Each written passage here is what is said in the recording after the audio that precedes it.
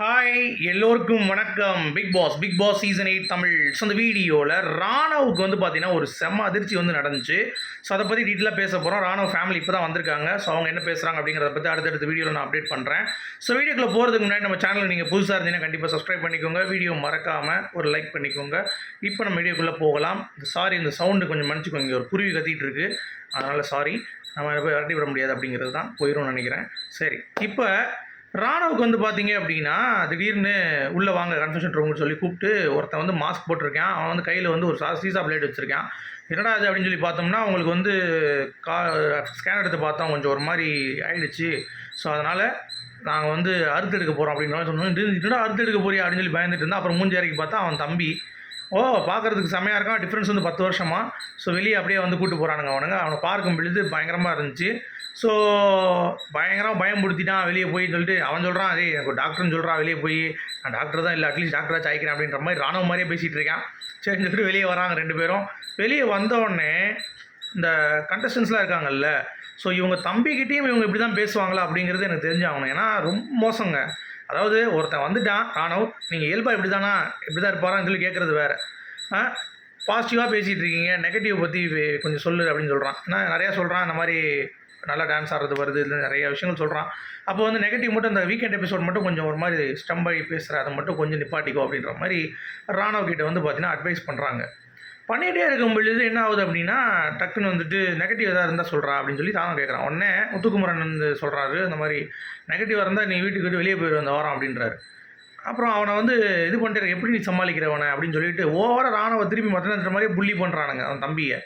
இவங்களுக்கு அறிவு இருக்கா அந்த கண்டஸ்டன்ஸுக்கு அப்படிங்கிறது தெரில. ஏன்னா உள்ள இவ்வளோ விஷயம் இருக்குங்கிறப்ப ஒரு ஃபேமிலி வந்திருக்காங்க, அவங்ககிட்ட டைம் ஸ்பெண்ட் பண்ணணும். அவனையும் வந்து இவனை மட்டம் தட்டுற அளவுக்கு பேச வைக்கிறானுங்க அப்படிங்கிறது எந்த விதத்தில் நியாயம்? இதெல்லாம் வந்து ஃபேராகவே இல்லை. முத்துக்குமரன் இந்த இடத்துல வந்து பார்த்தீங்கன்னா ரொம்ப ரொம்ப தப்பு பண்ணுறாரு. ஏன்னா அந்த இடத்துல பேசி தீபக் வந்து சொல்லு ஐயோ இங்கே ரியாக்ஷன் பண்ணுறாங்க பார்ப்போம்டா, ஆஹா ஓஹோன்னு சொல்லிட்டு கீழே போய் உட்காடுறது, அவங்க நின்று முன்னாடி கீழே உட்காந்து அவங்க என்ன பேசுகிறாங்க, கண்ணில் ஏதாவது காட்டிக்கிறாங்களா அப்படின்னு பார்க்குறது, இதெல்லாம் எனக்கு புரியல. உள்ளேருந்து ஒருத்தன் வந்தான் அப்படின்னா உன் பொண்டாட்டி உள்ளே வந்தாங்க, உன் பையன் உள்ளே வந்தால் நம்மளே எவனா உட்காந்துட்டு பார்த்தானா உன் பொண்டாட்டி என்ன பண்ணுறான்ட்டு. கேவலமாக இருக்குது தீபக். இந்த மாதிரி எதுக்கு பண்ணுறீங்க? நீங்கள் பண்ணுறது, முத்துக்குமரன் செஞ்சது, இதெல்லாம் வந்து கேடு கடத்தின் உச்சம். இதெல்லாம் வந்து பண்ணாதீங்க இந்த விஷயம். ஒரு ஃபேமிலி வராங்கன்னா அவங்க சேர்ந்து ஜாலியாக இருக்குன்னு வராங்க. அவங்க நீங்கள் சொல்லுங்கள், ஏன்டா அவன் பையன் இப்படி இருப்பானா, எப்பயுமே இப்படி தானாடா அவன் அப்படின்னு சொல்லி கேட்குறது தப்பு கிடையாது. அதை கேள்வியை வச்சு நெகட்டிவாக வந்து பார்த்தீங்கன்னா அவனையும் வந்து பேச விடாமல் அவனையும் மட்டம் பண்ணி ரொம்ப கேவலப்படுத்திட்டாங்க அப்படிங்கிறது தான். அதுக்கடுத்து என்ன ஆச்சுன்னா அவங்க அப்படியே கிளம்பி போகும்போது பாட்டை போட்டு பச்சை கிளிகள் தோளோட பாட்டு போடுது. உடனே நம்ம ஃபேமிலிஸ்லாம் உள்ள என்ட்ரி ஆகிறாங்க. ஆகிட்டு அவங்க அம்மாலாம் பார்த்து வருத்தப்படுறாங்க, கை என்ன வலிக்குதா அப்படின்றாங்க. இல்லைன்றான். அவங்க அப்பாவும் வந்திருக்காரு, அவங்க அக்கா வந்திருக்காங்க, எனக்கு அக்கா தங்கச்சி அந்த தெரில. ஸோ ஃபுல் பெயினாக இருந்துச்சு, வலிக்குது நீ எப்போ அப்படின்னு சொல்லி ரொம்ப உருகி போயிட்டாங்க. உருகி போனோடனே வந்தோடனே அவங்க அப்பா வந்து செய்த விஷயம் வந்து பார்த்தீங்கன்னா அருணை கட்டிப்பிடிச்சது தான்.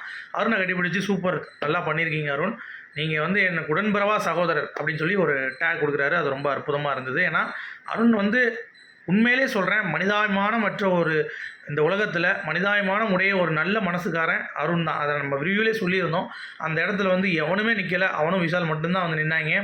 ஸோ அதுக்கு ஒரு ஹேட்ஸ் ஆஃப் சொல்லிக்கலாம். ஏன்னா யாருமே கூட்டும் போல் அவனை.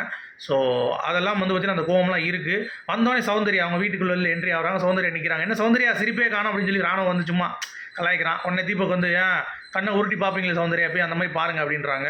ஸோ ஆக மொத்தம் ஏதோ சம்பவம் இருக்குது போல். உள்ளே இப்போ தான் வந்து வீடை சுற்றி பார்த்துட்டு இருக்காங்க அவங்க. ஸோ என்னென்னலாம் சொல்லுவாங்க அப்படிங்கிறத நம்ம அடுத்த வீடியோவில் பார்க்கலாம். ஆனால் ராணுவ சரியான ப்ராங்க், டாக்டர் மாதிரி அவன் வந்து வச்சு அறுத்துருப்பான் போல விட்டு அப்படின்ற மாதிரி தான் இருந்துச்சு. So very good.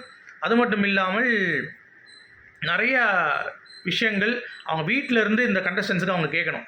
இவனை பார்த்தா அவங்களுக்கு என்ன தெரியுது, பார்த்தா அவங்களுக்கு வந்து மனசுதான் தெரியலையா அப்படின்ற மாதிரி ஏகப்பட்ட கேள்விகள் கேட்பாங்கன்னு நம்புகிறோம். அவங்க தங்கச்சி வந்து ஸ்டார்ட் பண்ணியிருந்தாங்களே சௌந்தர்யாக்கு, அந்த மாதிரி எல்லாருமே கேட்டிருப்பாங்க அப்படிங்கிறத நான் நம்புகிறேன். உங்களுடைய கருத்துக்கள் என்ன அப்படிங்கிறத சொல்லுங்கள். மீண்டும் சந்திப்போம். Good bye. Thank you guys.